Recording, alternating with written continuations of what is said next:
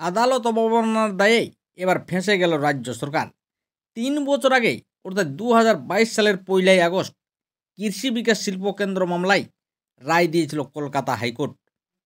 আদালতের ওই রায় রাজ্য সরকার কার্যকর না করায় এবার আদালত অবমাননার মামলা দায়ের হলো কলকাতা হাইকোর্টে।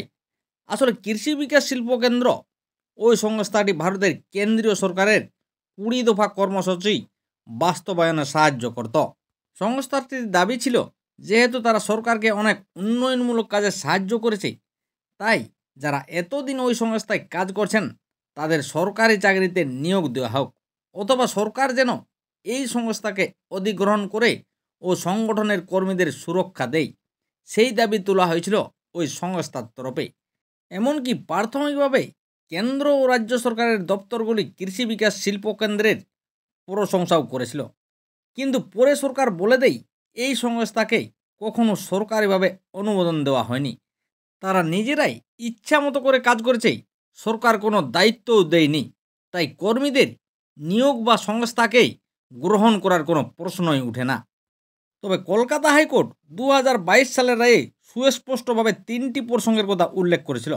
প্রথমত বলা হয়েছিল, সরকার যখন কৃষি বিকাশ সংস্থার কাজের এত প্রশংসা করেছে বা চিঠিপত্রে বলেছে আপনাদের কাজ ভালো, তখন পরবর্তীতে তাদের দায় অস্বীকার করা ঠিক নয়।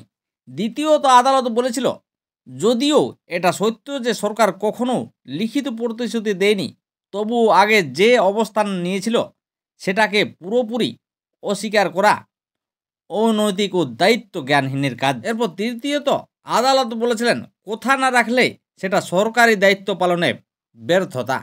বিশেষ করে গ্রামীণ এলাকায় অর্থনৈতিকভাবে পিছিয়ে পড়া মানুষজনের জীবনযাত্রার মান উন্নত করতে রাজ্যের বিভিন্ন জেলায় কৃষি বিকাশ শিল্প সংস্থাতে কয়েক হাজার স্বেচ্ছাসেবক রয়েছেন। একসময়ে দেশের সঙ্গে ও রাজ্যের বিভিন্ন ২০ দফা কর্মসূচি রূপায়ণের দায়িত্ব দেওয়া হয়েছিল ওই সংস্থাকে, আর সেই সংস্থাকে এবার অস্বীকার করল রাজ্য সরকার। যদিও আদালত কৃষি বিকাশ শিল্প কেন্দ্র মামলায় বিচারপতি শুভেন্দু সামন্ত এবং বিচারপতি অনিরুদ্ধ রায় রাজ্যকে ৩০ জুনের মধ্যে হলফনামা দিতে বলেছেন আদালতে। তাছাড়া আগামী মঙ্গলবার থেকে এই মামলার শুনানির সম্ভাবনা রয়েছে। তবে আগামী দিনে আদালত কী রায় দেয় সেদিকেই তাকিয়ে এই সংস্থার কর্মীরা।